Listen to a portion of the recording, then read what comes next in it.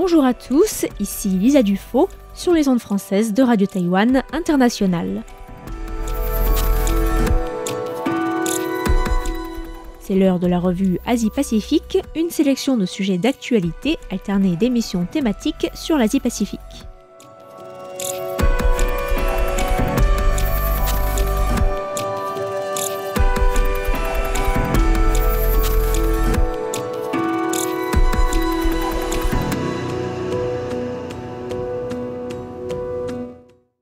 Bonjour à tous et bienvenue dans la revue Asie-Pacifique de cette semaine. Dans la revue de presse de ce mardi 25 février, je vous propose tout d'abord de revenir sur l'accord de partenariat stratégique signé entre les îles Cook et la Chine, un accord dont le contenu et le processus est venu jeter un froid entre les îles Cook et son allié traditionnel, la Nouvelle-Zélande. Nous irons aussi en Nouvelle-Calédonie pour nous intéresser aux discussions sur place suite à la venue du nouveau ministre français des Outre-mer, Manuel Valls, un séjour de 8 jours dans un contexte tendu, 9 mois après les émeutes meurtrières de mai 2024. Nous ferons ensuite une escale à Hong Kong pour évoquer le futur du Parti démocrate qui a annoncé sa volonté de se dissoudre dans un contexte où les voix de l'opposition se font de plus en plus faibles et de moins en moins nombreuses.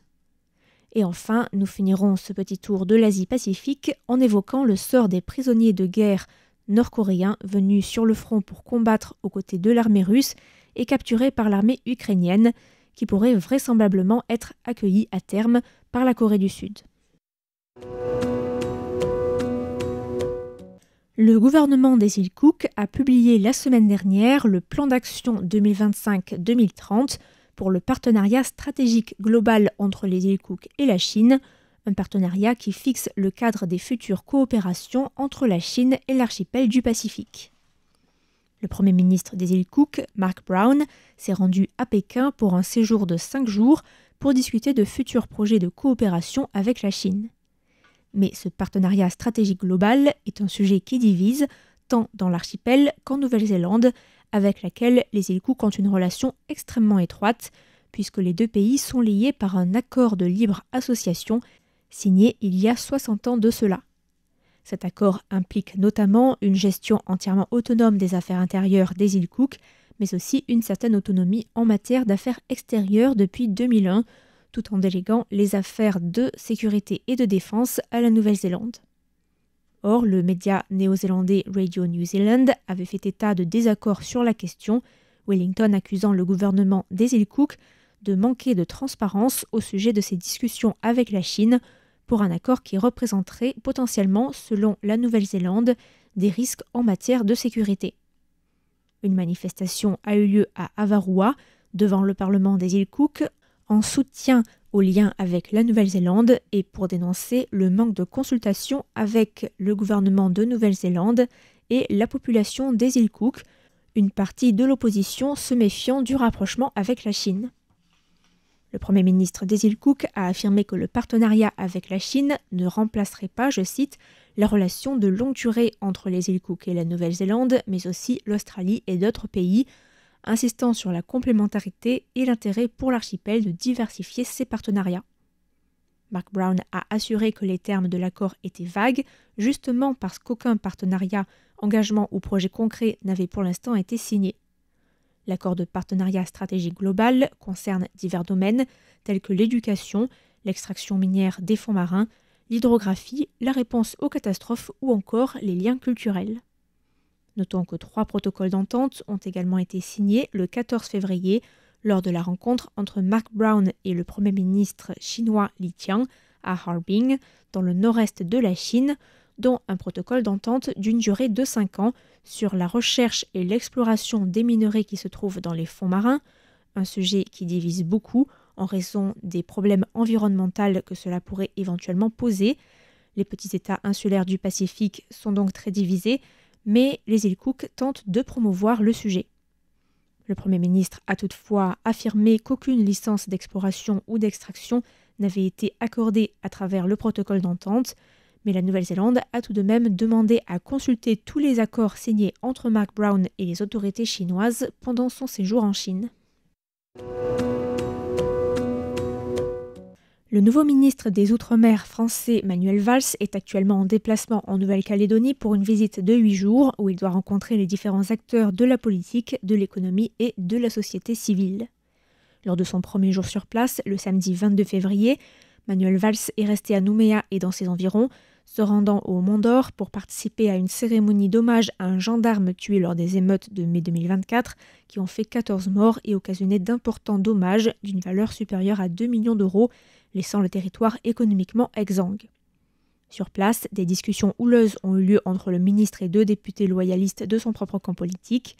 Le député Nicolas Mertzov a reproché à Manuel Valls l'utilisation, lors de sa rencontre avec le Sénat coutumier de Nouvelle-Calédonie, de l'expression « peuple premier » pour désigner les autochtones kanaks. Le député a estimé qu'il s'agissait là d'une insulte qui renvoyait les non-autochtones au second plan. Le ministre a d'ailleurs été hué à plusieurs reprises par des loyalistes après avoir déclaré son attachement aux accords de Matignon et de Nouméa, rappelant que l'accord visait à parvenir à une souveraineté pleine et entière de la Nouvelle-Calédonie.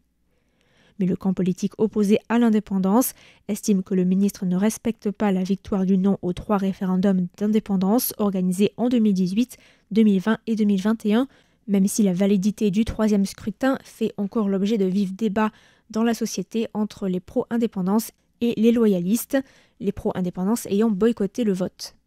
Manuel Valls s'est aussi rendu pendant le week-end sur l'île d'Ouvéa pour rendre hommage aux Kanaks et aux gendarmes morts en 1988 lors d'une prise d'otage.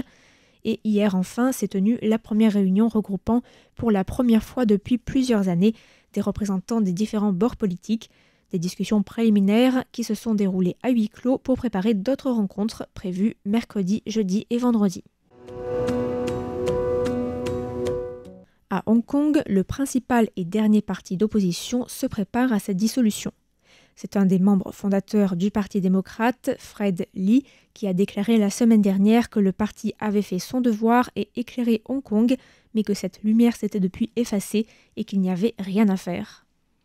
Il a ajouté que c'est avec un cœur lourd qu'il voterait pour la dissolution, justifiant la décision par le climat politique dans la région administrative spéciale.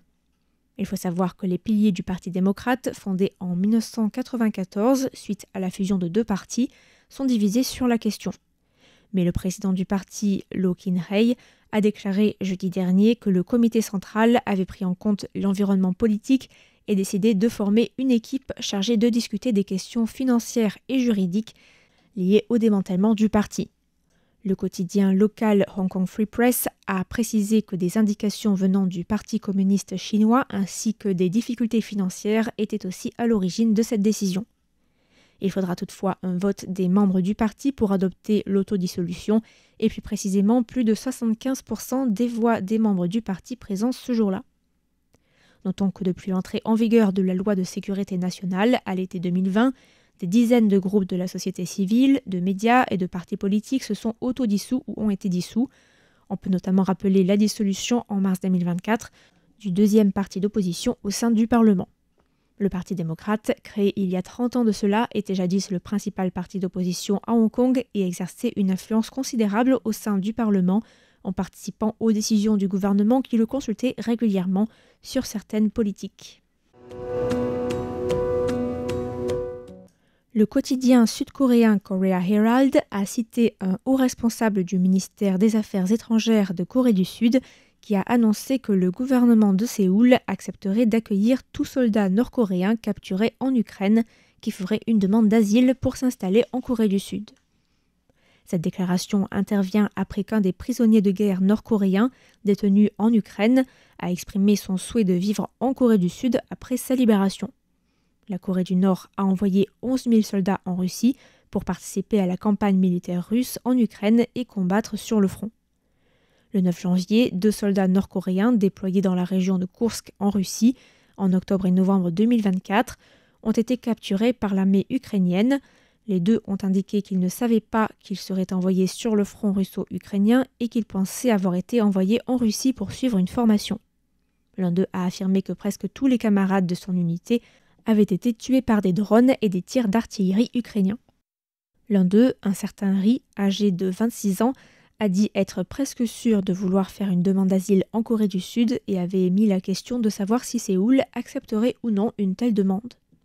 Le responsable sud-coréen interviewé de manière anonyme a toutefois donné la position de Séoul sur les prisonniers de guerre, assurant que le gouvernement fournirait la protection et le soutien nécessaires et rappelant que selon la constitution sud-coréenne, les soldats nord-coréens sont considérés comme des citoyens sud-coréens puisque la délimitation territoriale englobe le territoire actuel de la Corée du Nord.